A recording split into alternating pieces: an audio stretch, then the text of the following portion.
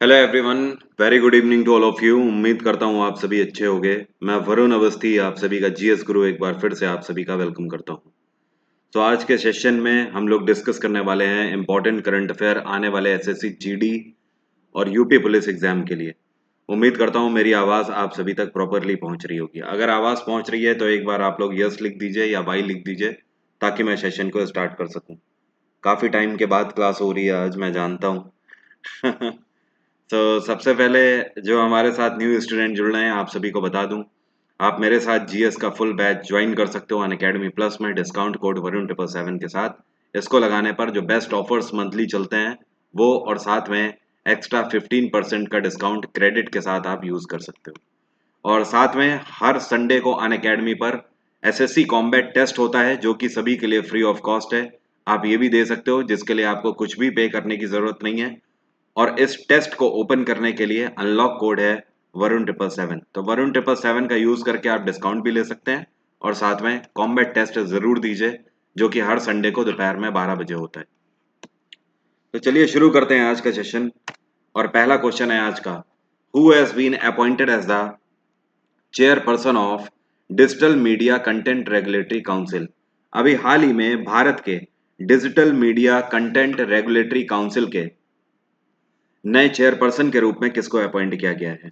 इनका नाम क्या है? तो जो आपको पिक्चर में दिख रहे हैं इनका नाम है विक्रमजीत सेन। क्या नाम है? विक्रमजीत सेन। ये बेसिकली एक सुप्रीम कोर्ट जज हैं और अब रिटायर्ड हैं। और जिन लोगों को नहीं पता है digital media content regulatory council है क्या, तो इसका गठन भारत सरकार के द्वारा किया गया है। और भारत में जितने भी ओटीटी प्लेटफॉर्म्स हैं जैसे कि अमेजॉन प्राइम हो गया, वूट हो गया, डिज्नी हो गया और ये आपका नेटफ्लिक्स हो गया, इन सभी पर जो नॉर्म्स भारत सरकार के अप्लाई होते हैं तो वो नॉर्म्स का वायलेशन कर रहे हैं या फिर नहीं कर रहे हैं। Actually digital media content regulatory council का ये काम है कि भारत में जितने भी ओटीटी प्लेटफॉर्म्स हैं उन सभी को मॉनिटर और कंट्रोल करना। जैसे कि कोई भी ऐसा कंटेंट ना दिखाया जाए जो कि भारत सरकार के अकॉर्डिंग रिस्ट्रिक्टेड है, या फिर और भी ऐसे कई सारे नॉर्म्स जो कि भारत सरकार के अंतर्गत दिए गए हैं इन ओटीटी प्लेटफॉर्म्स को और इन्हें मानना चाहिए। तो उन सभी को मॉनिटर करता है digital media content regulatory council और इसके नए चेयरपर्सन बने हैं विक्रमजीत सिंह।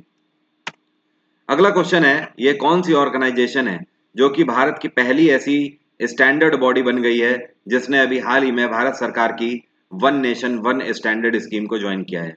तो भारत में पहली बार आरडीएसओ बन गई है एक ऐसी ऑर्गेनाइजेशन जिसने one nation one standard scheme को इस साल ज्वाइन किया है। अब देखिए यहाँ पर आरडीएसओ का मतलब क्या है। इसको बोलते हैं research design and standard organisation. क्या बोलते हैं? Research design and standard organisation.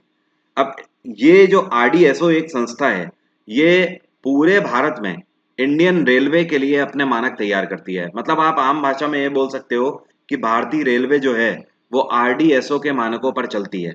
अब देखो भारत सरकार की जो one nation one standard scheme है, इसका मेन मकसद ये है कि कोई भी चीज पूरे भारत में, मतलब नॉर्थ से लेकर साउथ तक, वेस्ट से लेकर ईस्ट तक, हर जगह पर एक ही तरीके से अप्लाई होगी। एग्जाम्पल के तौर पर जीएसटी, किसी एक चीज पर जीएसटी जितने परसेंट लगता है उतने परसेंट हर जगह पर लगेगा भारत में।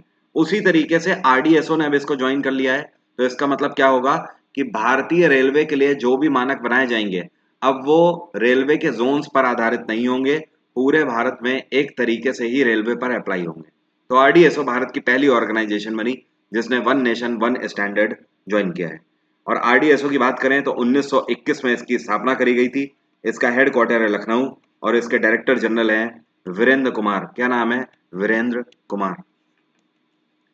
अगला क्वेश्चन है, अभी हाल ही में H10N3 के स्ट्रेन पाए गए थे। ये कौन सी डिसीज का स्ट्रेन है H10N3? तो ये स्ट्रेन है बर्ड फ्लू का। किसका? बर्ड फ्लू का। क्वेश्चन आपसे ये भी पूछ सकता है कि इस साल H10N3 के जो स्ट्रेन पाए गए थे ये सबसे पहले कहाँ पाए गए थे? तो ध्यान रखिएगा ये चाइना में पाए गए थे। ओके। और चाइना में इस टाइम पे सरकार किसकी है? सी जिनपिंग की सरकार है। अगला क्वेश्चन है, ये कौन सा बैंक है जिसके द्वारा अभी हाल ही में 2021 में एक इकोनॉमिक रिसर्च रिपोर्ट लॉन्च करी गई जिसका नाम है इकोवैप। तो इकोवैप नाम की इकोनॉमिक रिसर्च रिपोर्ट इस साल स्टेट बैंक ऑफ इंडिया के द्वारा लॉन्च करी गई। और स्टेट बैंक ऑफ इंडिया ने इसी रिपोर्ट के तहत साल 2022 के लिए भारत का जीडीपी ग्रोथ कितना प्रिडिक्ट किया है? इन्होंने 7.9% प्रिडिक्शन दिया है 2022 के लिए। ठीक है, तो ये चीज ध्यान रखिएगा। पहले एसबीआई ने 10.4% डिक्लेयर किया था, लेकिन कोविड पैंडेमिक होने की वजह से भारत का जीडीपी ग्रोथ जो है वो इन्होंने उसके बाद घटाकर रिप्रेजेंट किया है। तो यहाँ पर देखो आपको दो क्वेश्चन मिले हैं। पहला क्वेश्चन आपसे पूछ सकता है इको रैप रिपोर्ट इस साल किसने लॉन्च करी है, तो आपका आंसर होगा एसबीआई। दूसरा क्वेश्चन आपसे ये पूछ सकता है कि एसबीआई के द्वारा 2022 के लिए कितना जीडीपी प्रिडिक्शन दिया गया है, तो एसबीआई ने 7.9% का प्रिडिक्शन दिया है। ओके, और एसबीआई का हेडक्वार्टर है मुंबई, पीएनबी का हेडक्वार्टर नई दिल्ली, बैंक ऑफ बड़ौदा का हेडक्वार्टर वडोदरा और कैनरा बैंक का हेडक्वार्टर है बेंगलोर। कैनरा बैंक की स्थापना 1906 में करी गई थी, बैंक ऑफ बड़ौदा की स्थापना 1908, पंजाब नेशनल बैंक की स्थापना 1894 और स्टेट बैंक ऑफ इंडिया की स्थापना 1955 में करी गई थी। अगला क्वेश्चन है, यह कौन सी कंपनी है जो कि दुनिया की पहली ऐसी कंपनी इस साल बन गई जिसके द्वारा किसानों के लिए नैनो यूरिया लॉन्च करी गई? तो ये कंपनी है इफ्को। इफ्को पूरे भारत की ही नहीं पूरी दुनिया की पहली ऐसी कंपनी बन गई जिसने नैनो यूरिया लॉन्च करी है किसानों के लिए। देखिए, किसानों को अभी तक खेती करने के लिए खाद की जरूरत पड़ती थी। आप ये मान लीजिए कि एक बोरी जहां पर खाद लगती है, या मतलब आप बोल सकते हो एक पैकेट जहां पर खाद लगती है पूरी पूरी, उसकी जगह पर मात्र ये जो नैनो यूरिया लॉन्च करी गई है, ये 250 ml की बोतल है। ओके, तो ये काम कर जाएगी। और इसकी कॉस्ट कितनी है, तो ध्यान रखिएगा, इसकी कॉस्ट मात्र 240 रुपए रखी गई है। तो ये 240 रुपए की बोतल, अभी तक जो आप बोरी लेते थे 1200 रुपए की, और उस पर सरकार की तरफ से सब्सिडी मिलती थी, तो ये 700 रुपए की हो जाती थी। मतलब 700 रुपए की बोरी की जगह 240 रुपए में ही काम हो जाएगा इस नैनो यूरिया की एक बॉटल से। ओके, जो कि इफ्को के द्वारा लॉन्च करी गई है। और इफ्को की स्थापना कौन से ईयर में करी गई थी, क्या आप बता सकते हो कमेंट बॉक्स में लिखकर? चलिए मैं ही बताता हूँ, 1967 में इसकी स्थापना करी गई थी। इसका हेडक्वार्टर है नई दिल्ली और इसके इस टाइम पे चेयरपर्सन है बी एस नकाई। क्या नाम है? बी एस नकाई। अगला क्वेश्चन है, ये कौन सी कंपनी है जिसने अभी इस साल मेड लाइफ नाम की कंपनी को एक्वायर कर लिया, मतलब खरीद लिया, और इसी के साथ ये भारत की सबसे बड़ी ई फार्मा कंपनी बन गई? तो ये कंपनी है कौन सी? इसका नाम है फार्म इजी।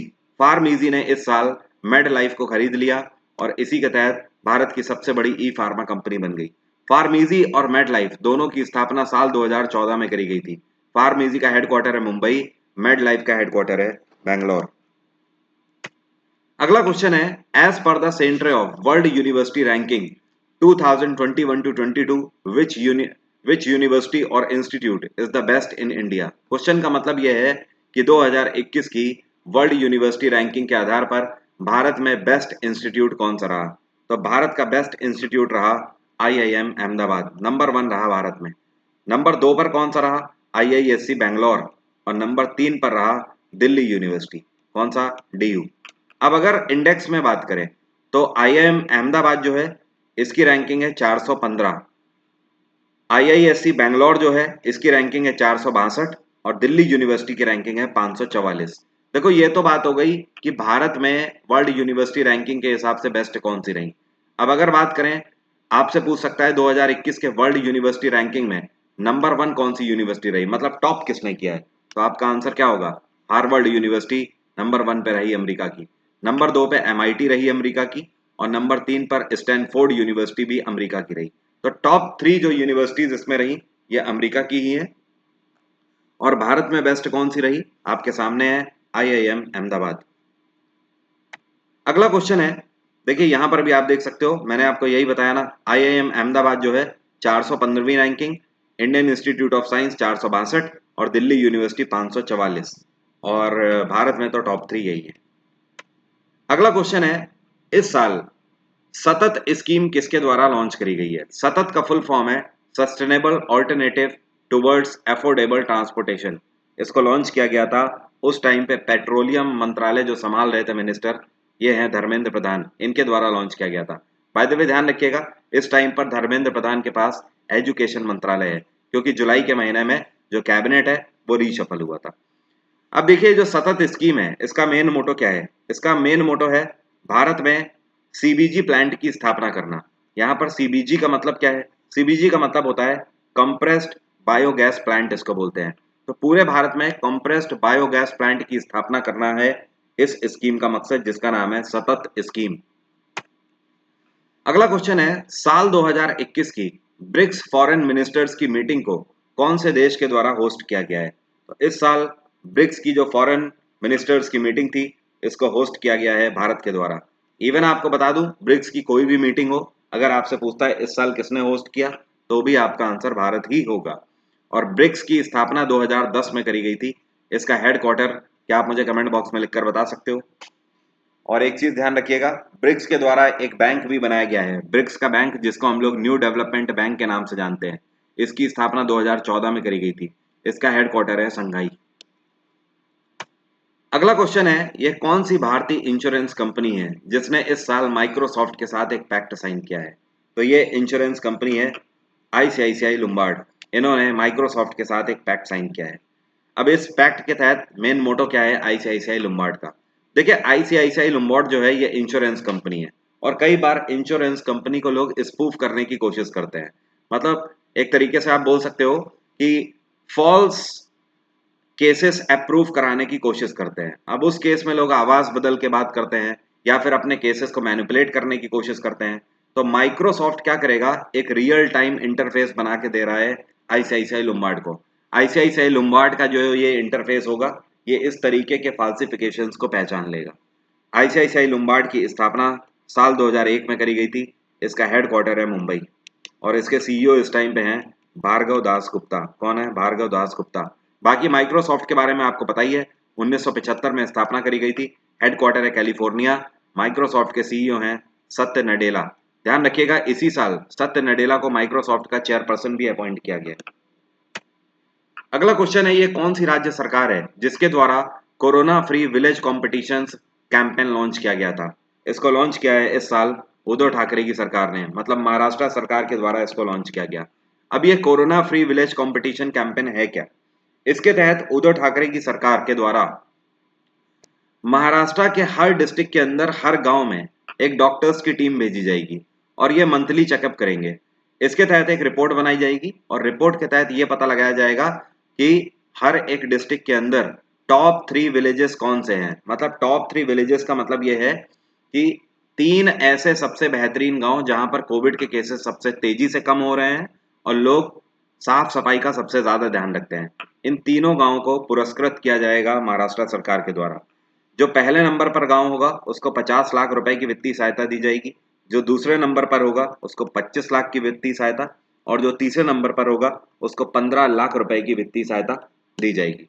बात आ गई समझ? क्या कहने का मतलब है यहाँ पर? ओके, सो ये ध्यान रखिएगा, ये पूरे महाराष्ट्र की बात नहीं हो रही है, ये महाराष्ट्र के हर डिस्ट्रिक्ट के अंदर 3-3 विलेजेस की बात हो रही है। तो काफी बड़ा कैंपेन है जिसको लॉन्च किया गया उद्धव ठाकरे के द्वारा। बिहार में नीतीश कुमार की सरकार है। पंजाब में अभी हाल ही में चानी साहब की सरकार आ गई थी, और मध्य प्रदेश में शिवराज सिंह चौहान की सरकार है। ओके, अगला क्वेश्चन है, which institute is best in India according to Times Higher Education Asia University ranking 2021? कहने का मतलब यह है कि ये अभी हाल ही में 2021 की Times Higher Education Asia University ranking के आधार पर भारत का कौन सा इंस्टीट्यूट सबसे बेस्ट रहा है? तो इसके आधार पर भारत में आईआईएससी बैंगलोर नंबर 1 पे रहा, ठीक है। और नंबर 2 पर कौन सा रहा? IIT Bangalore, sorry Indore. Number 3 पर रहा आईआईटी रोपड़। ये चीज ध्यान रखिएगा। तो अभी आपने देखा था कि अगर आपसे पूछता है कि वर्ल्ड यूनिवर्सिटी रैंकिंग में भारत में कौन सा इंस्टीट्यूट नंबर 1 पे रहा, तो आंसर होगा आईआईएम अहमदाबाद। अगर आपसे पूछता है इस साल टाइम्स हायर एजुकेशन के आधार पर बेस्ट इंस्टीट्यूट कौन सा रहा, तो आंसर होगा आईआईएससी बैंगलोर। ठीक है, कोई दिक्कत तो नहीं यहाँ पर? ध्यान रखिएगा, दोनों अलग अलग रैंकिंग है, दोनों अलग अलग इंडेक्स है। अगला क्वेश्चन है, अभी हाल ही में इसी साल में अभी करीब 3 महीने पहले त्रिपुरा के नए चीफ सेक्रेटरी के रूप में किसको अपॉइंट किया गया है? चीफ सेक्रेटरी का मतलब मुख्य सचिव कौन अपॉइंट किए गए हैं? तो त्रिपुरा में मुख्य सचिव अपॉइंट किए गए हैं सीनियर आईएएस अधिकारी आलोक कुमार। और आलोक कुमार 1990 बैच के अधिकारी हैं बेसिकली, और इस टाइम पर ये कैबिनेट सेक्रेटेरिएट में एडिशनल सेक्रेटरी की पोस्ट को संभाल रहे थे। अब ये त्रिपुरा ट्रांसफर हो गए हैं सीधे। ये कौन सी राज्य सरकार है जिसके द्वारा इस साल महिलाओं के लिए 33% आरक्षण लॉन्च किया गया है? मतलब ये कौन सी राज्य सरकार है, आप बोल सकते हो, जो कि गर्ल्स को 33% रिजर्वेशन दे रही है? ये है बिहार में नीतीश कुमार की सरकार। ध्यान रखिए, जॉब के लिए रिजर्वेशन की बात यहां पर नहीं हो रही है, यहां पर बात हो रही है किसके लिए?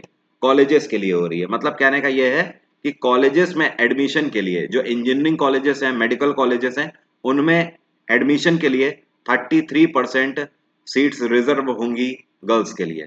और ये बिहार के हर एक कॉलेज की बात हो रही है। साथ में बिहार में नीतीश कुमार की सरकार का यह भी कहना है कि आने वाले टाइम में गर्ल्स के लिए और भी सीटें आरक्षित करी जाएंगी बिहार के अंदर। इस साल सन हॉलो जो है ये स्पॉट किया गया है भारत के कौन से शहर में? तो सन हॉलो को सबसे बेहतर तरीके से स्पॉट किया गया। वैसे तो बहुत सारे शहरों में स्पॉट किया गया, लेकिन सबसे बेहतर स्पॉट किया गया था इसको कहां पर? हैदराबाद में। अब देखिए, सन हॉलो होता क्या है? जब जमीन से पानी वाष्प बन के हवा में उड़ जाता है तो उसके बाद वो बादलों में जाके जम जाता है, बराबर, कोई दिक्कत तो नहीं। अब जब सूर्य निकलता है तो सूर्य की किरणें टेम्परेचर के साथ जब इन पे पड़ती हैं तो बादलों से यही बर्फ पिघल के नीचे गिरती है। और जब ये बर्फ नीचे गिर रही होती है तो सन की जो रेज होती हैं, किरणें होती हैं, जब इन बर्फ के टुकड़ों पर पड़ती हैं तो ये क्रिस्टल जैसे दिखाई देते हैं, और जिनकी वजह से सूर्य के चारों तरफ इस तरीके से एक छल्ला बन जाता है पराबैंगनी किरणों की वजह से। और यह आपको 7 रंगों का दिखाई देता है इंद्रधनुष की तरह। ओके, इसी को बोला जाता है सन हॉलो। ओके, तो इस बार सबसे बेहतर सन हॉलो कहां दिखा? हैदराबाद में दिखाई दिया। अगला क्वेश्चन है, ये कौन सी राज्य सरकार है जिसके द्वारा इस साल स्पेशल कोविड पैकेज के रूप में 20,000 करोड़ की वित्तीय सहायता लॉन्च करी गई है? तो ये है केरल में पिनाराई विजयन की सरकार। केरल सरकार ने 20,000 करोड़ का स्पेशल पैकेज लॉन्च किया हुआ है कोविड केसेस के लिए। इस 20,000 करोड़ में 1,000 करोड़ जो है ये वैक्सीनेशन के लिए एलोकेट किए गए हैं, और 2,000 करोड़, जो कि सबसे बड़ी बात है, इंपॉर्टेंट बात है, केरल सरकार का कहना है इस 20,000 करोड़ में से 2,000 करोड़ जो है ये लोगों को एम्प्लॉयमेंट देने के लिए एम्प्लॉयमेंट गारंटी स्कीम के तहत लॉन्च किया गया है। मतलब केरल के अंदर लोगों को रोजगार देने के लिए 2,000 करोड़ लॉन्च किए गए हैं केरल सरकार के द्वारा। केरल में गवर्नर कौन है? ये हैं आरिफ मोहम्मद खान। ये कौन से यूनियन मिनिस्टर हैं जिनके द्वारा इस साल सेक पोर्टल लॉन्च किया गया है? तो सेक पोर्टल को लॉन्च किया है इस साल थावर चंद गहलोत ने।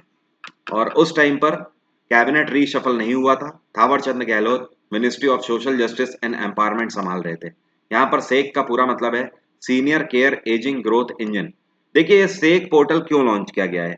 ये बेसिकली सीनियर सिटीजन्स के लिए लॉन्च किया गया है, मतलब वृद्धों के लिए लॉन्च किया गया है। अब इसके तहत जो सीनियर सिटीजन्स हैं उनको 3 तरीके की फैसिलिटीज दी जाएंगी, मतलब सरकार 3 तरीके की सहायता देगी। पहली सहायता जो होगी वो हेल्थ की सहायता देगी। जैसे कि मान लीजिए आजकल घरों में जो वृद्ध होते हैं, कई बार उनकी फैमिली उनका हेल्थ में ख्याल नहीं रखती, लोग उनका अवॉइड करते हैं, इग्नोर करते हैं। तो अगर आपको लगता है कि आपके मोहल्ले में कोई ऐसे बुजुर्ग हैं तो आप उनको रजिस्टर करा सकते हो सेक पोर्टल के तहत, सरकार उनका ख्याल रखेगी। दूसरी चीज, कई बार ऐसा होता है कि लोग अपने घर के बुजुर्गों को घर से बाहर निकाल देते हैं। तो अगर आपने कोई ऐसे बुजुर्ग को स्पॉट किया है जिनके पास घर नहीं है, तो भी आप सेक पोर्टल के तहत उनको रजिस्टर करा दीजिए, सरकार उनको एक प्रॉपर हॉस्टल फैसिलिटी देगी। और तीसरा जो यहाँ पर सहायता दे रही है सरकार, वो लीगल एड दे रही है। लीगल एड का मतलब, कई बार घर वाले क्या करते हैं, जो अपने घर के बुजुर्ग होते हैं उनसे लीगल पेपर्स पे साइन करा देते हैं, उसके बाद प्रॉपर्टी से उनको ही निकाल देते हैं। इस केसेस में भी आप उनको सेक पोर्टल के तहत रजिस्टर करा सकते हो। तो ये 3 ऐड हो गए जो कि सरकार की तरफ से दिए जा रहे हैं। पहला हेल्थ के मामले में, दूसरा होम के मामले में अगर घर नहीं है उनके पास, और तीसरा लीगल सहायता अगर उन्हें कोई भी चाहिए तो। अगला क्वेश्चन है, वर्ल्ड बाइसिकल डे कौन से दिन मनाया जाता है? तो 3 जून को वर्ल्ड बाइसिकल डे हर साल मनाया जाता है। World bicycle day United Nations के द्वारा लॉन्च किया गया था सबसे पहले, और इसको मनाने का मेन मोटो ये है कि आप अपने लाइफ स्टाइल में बाइसिकल को जरूर शामिल करिए, मतलब साइकिल को जरूर शामिल करिए। अगर आप साइकिल चलाते हो निरंतर, या डेली अगर आप थोड़ी बहुत भी साइकिल चलाते हो, तो आप पहली चीज तो मनी बचा रहे हो, पैसा, दूसरी चीज एनवायरनमेंट बचा रहे हो, और तीसरी चीज आप अपनी हेल्थ बचा रहे हो। तो ये तीनों चीजें आप बचा रहे हो बाइसिकल चलाने से सिर्फ। अगला क्वेश्चन, ये कौन से भारतीय रेसलर हैं जो कि इस साल टोक्यो ओलंपिक शुरू होने से पहले ही अपने डोप टेस्ट में फेल हो गए थे? तो इनका नाम है सुमित मलिक। क्या नाम है? सुमित मलिक। इनका डोप टेस्ट हुआ था और ये जो डोप टेस्ट हुआ था ये यूनाइटेड वर्ल्ड रेसलिंग फेडरेशन के द्वारा हुआ था, जिसमें ये पॉजिटिव पाए गए। इस वजह से ये टोक्यो ओलंपिक्स में नहीं खेल पाए थे। बाय द वे, आप में से कौन बता सकता है इस बार टोक्यो ओलंपिक्स में हमने कितने मेडल जीते हैं? सभी लोग ध्यान रखना, टोक्यो ओलंपिक्स में हम लोगों ने 7 मेडल जीते हैं टोटल। और अगर आपसे पूछता है इस बार पैरालंपिक्स में हम लोगों ने कौन से कितने मेडल जीते हैं, तो 19 मेडल जीते हैं। ये दोनों चीजें आपको ध्यान रखनी होगी। एक बार फिर से बता देता हूँ, टोक्यो ओलंपिक्स में हम लोगों ने 7 मेडल जीते हैं और पैरालंपिक्स में 19 मेडल जीते हैं। सभी लोग ये दोनों काउंट ध्यान रखोगे, भूलना मत। अगला क्वेश्चन है, यह कौन सा भारतीय इंस्टीट्यूट है जिसके द्वारा आर्टिफिशियल इंटेलिजेंस बेस्ड एक प्लेटफॉर्म लॉन्च किया गया जिसका नाम है एक्सरे सेतु?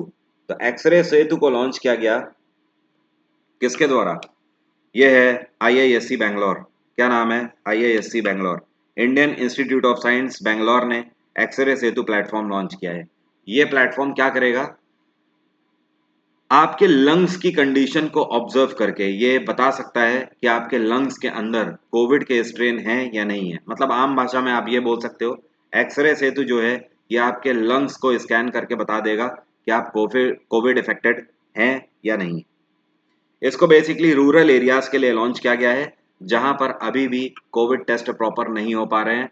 वहां पर इस प्लेटफॉर्म की मदद से डॉक्टर्स लोगों की मदद कर सकते हैं।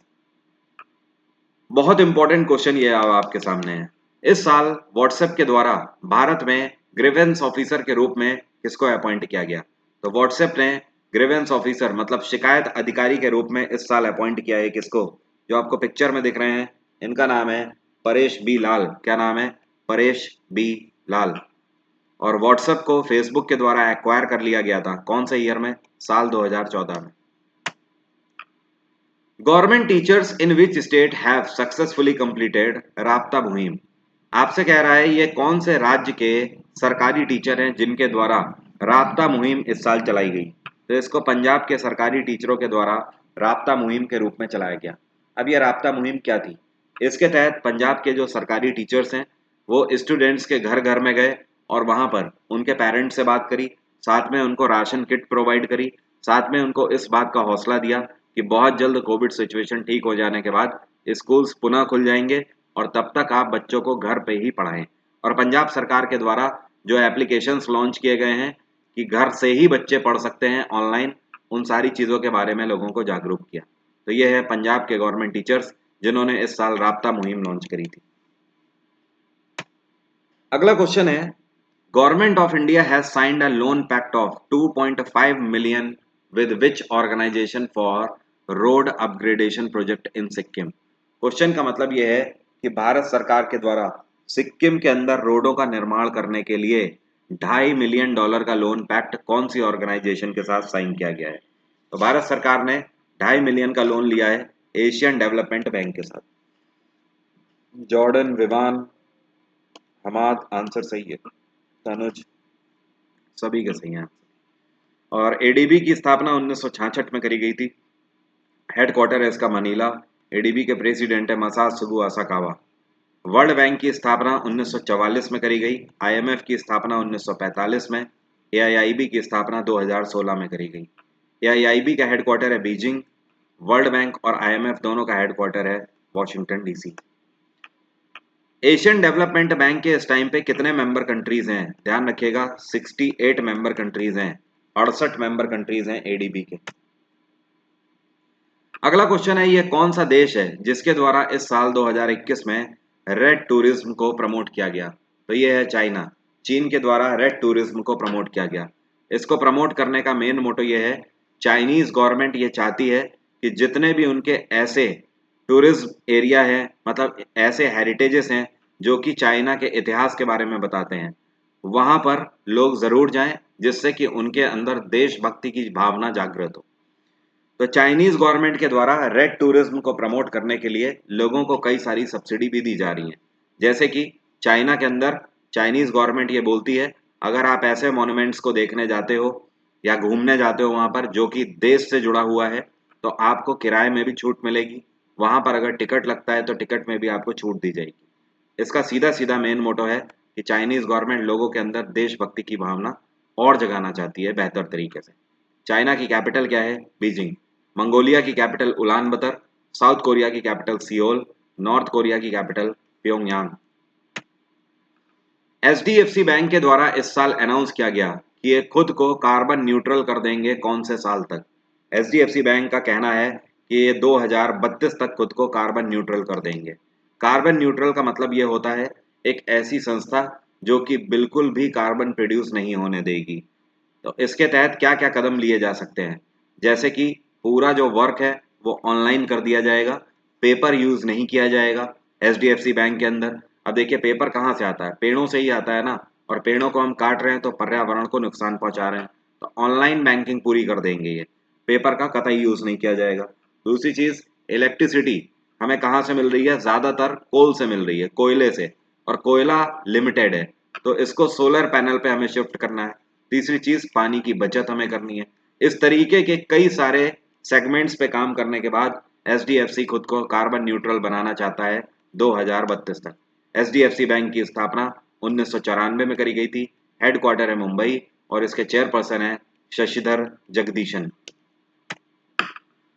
अगला क्वेश्चन है, ये कौन सा देश है जो कि, ध्यान रखिएगा, जिसने अभी हाल ही में सभी तरीके की चाइनीज टेक्नोलॉजी और डिफेंस फर्म में इन्वेस्टमेंट को बैन कर दिया है? तो दुनिया का पहला ऐसा देश बन गया अमेरिका। अमेरिका ने इस साल जे बिडेन की सरकार के अंतर्गत चाइना की जितनी भी टेक्नोलॉजी कंपनी है और डिफेंस कंपनीज हैं सब पे इन्वेस्टमेंट को बैन कर दिया है। अमेरिकी सरकार का अपने लोगों से यह कहना है, स्टिल अगर आप चाइना की किसी भी टेक्नोलॉजी कंपनी में इन्वेस्ट करते हो या डिफेंस फर्म में इन्वेस्ट करते हो तो अमेरिकी सरकार की तरफ से उनको कोई भी मदद नहीं दी जाएगी। अगला क्वेश्चन है, 2027 और 2031 में ICC men's cricket world cup में कितनी टीमें पार्टिसिपेट करेंगी? तो आईसीसी के द्वारा अभी हाल ही में अनाउंस किया गया था कि 2027 के वर्ल्ड कप में 14 टीमें खेलेंगी। इस टाइम पर आईसीसी की तरफ से मेंस क्रिकेट वर्ल्ड कप में 10 टीमें पार्ट लेती हैं। इस बार 4 देश एक्स्ट्रा आपको देखने को मिलेंगे। इसके दो दो ग्रुप बनेंगे, 7-7 का अलग अलग ग्रुप बनाया जाएगा। तो टोटल 14 यहाँ पर टीम्स इस बार खेलेंगी। आईसीसी की स्थापना 1909 में करी गई थी। इसका हेडक्वार्टर है दुबई और आईसीसी के अभी हाल ही में प्रेसिडेंट बनाए गए थे ग्रेग ब्रैकली। क्या नाम है? ग्रेग ब्रैकली। अगला क्वेश्चन है, अभी हाल ही में ये दो एस्ट्रोनॉट हैं जिनमें से पहले का नाम है ओलेग नोवेस्की और दूसरे का नाम है प्योटर डुब्रो। इन दोनों ने लगभग 7 घंटे तक स्पेस वॉक करी है, मतलब अंतरिक्ष में वॉक करी है। ये कौन से देश से दोनों एस्ट्रोनॉट बिलोंग करते हैं? तो इस साल ओलेग और प्योटर दोनों ने 7 घंटे 20 मिनट तक करीब करीब स्पेस वॉक करी है और ये दोनों रशिया से बिलोंग करते हैं। रशिया की जो स्पेस एजेंसी है उसका नाम है रॉसकॉस्मोस। ओके, ये वहां पर क्या करने गए थे? देखिए, कोई भी कंट्री जब अपनी सैटेलाइट लॉन्च करता है तो इन सैटेलाइट्स की बैटरी 3 से 4 साल में बदलने की जरूरत पड़ती है। तो ये दोनों रशियन एस्ट्रोनॉट इन बैटरीज को बदलने के लिए गए हुए थे। ओके, और रशिया की कैपिटल क्या है? मॉस्को। फ्रांस की कैपिटल पेरिस। यूएस की कैपिटल वॉशिंगटन और जापान की कैपिटल टोक्यो। इस साल टोक्यो ओलंपिक्स कौन सी डेट में शुरू हुए थे? तो ध्यान रखिएगा, टोक्यो ओलंपिक्स 23 जुलाई से शुरू हुए थे इस साल। ये डेट सभी को ध्यान रखनी है। अगला क्वेश्चन है, आईएनएस सांध्यक जो है इसको अभी हाल ही में डीकमीशन कर दिया गया। आईएनएस का मतलब समझते हैं, इंडियन नेवल शिप। तो इस साल इंडियन नेवल शिप सांध्यक को डीकमीशन किया गया कौन सी जगह से? इसको डीकमीशन किया गया इंडियन नेवी की सबसे बड़ी कोस्टल कमांड विशाखापत्तनम से। आईएनएस सांध्यक को कमीशन किया गया था इंडियन नेवी में 1981 में और अब चल रहा है 2021। मतलब पिछले 40 सालों से आईएनएस सांध्यक इंडियन नेवी में अपनी सर्विस दे रहा था। इसको जीआरएसई के द्वारा बनाया गया था और ये एक तरीके का डीप वाटर सर्वे शिप था। तो 40 साल की बेहतरीन सर्विस के बाद अब ये रिटायर हो गया। अगला क्वेश्चन है, ये कौन सी राज्य सरकार है जिसके द्वारा गिफ्ट नाम का एक थिंक टैंक लॉन्च किया गया है इस साल? तो यहाँ पर गिफ्ट का मतलब है Goa institution for future transformation. और नाम से ही आपको पता लग गया है ये थिंक टैंक कौन सी राज्य सरकार का है, गोवा सरकार का है। तो गोवा सरकार ने जो थिंक टैंक लॉन्च किया है, इसका मेन मोटो क्या है, गोवा के लिए पॉलिसीज बनाना। जैसे केंद्र सरकार का हमारा थिंक टैंक है जिसको हम लोग नीति आयोग के नाम से जानते हैं, नीति आयोग भारत सरकार के लिए पॉलिसीज बनाते हैं, उसी तरीके से जो गिफ्ट है ये गोवा सरकार के लिए पॉलिसीज बनाएंगे। गोवा में प्रमोद सावंत की सरकार है, मणिपुर में बीरेन सिंह की सरकार है, झारखंड में हेमंत सोरेन की सरकार है, और गुजरात में अभी कुछ टाइम पहले सरकार बदल चुकी है। आप में से कौन बता सकता है गुजरात के नए मुख्यमंत्री कौन बने हैं? चलिए मैं ही बता देता हूँ, ये हैं भूपेंद्र पटेल। क्या नाम है? भूपेंद्र पटेल। अभी करीब 1 से 1.5 महीने पहले ही विजय रूपानी के द्वारा इस्तीफा दे दिया गया है।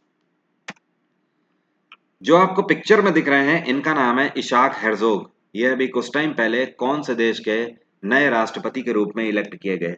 इशाक हेrzog इजराइल के नए राष्ट्रपति बने।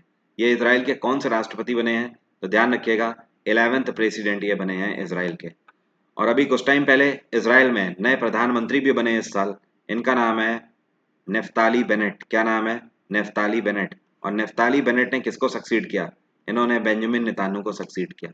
इजराइल की कैपिटल है जेरूसलम, चिली की कैपिटल सैंटियागो, स्पेन की कैपिटल मैड्रिड, अर्जेंटीना की कैपिटल ब्रूनो आयर्स। आज की बात यहीं तक रहेगी। अनअकैडमी पर कॉम्बैट टेस्ट हर संडे आप जरूर दीजिए। कोड है वरुण777, इससे आप free of cost combat test जरूर दे सकते हैं। ये मॉक टेस्ट देने की आदत डालिए। मेरे कोर्सेज को अवेल करने के लिए वरुण777 का आप यूज़ करके 10% डिस्काउंट के साथ बेहतरीन ऑफर्स अवेल कर सकते हो। कल फिर मुलाकात होगी सेम टाइम पे और करंट अफेयर को आगे बढ़ाएंगे। Bye bye, take care, have a nice day. आपका दिन मंगलमय।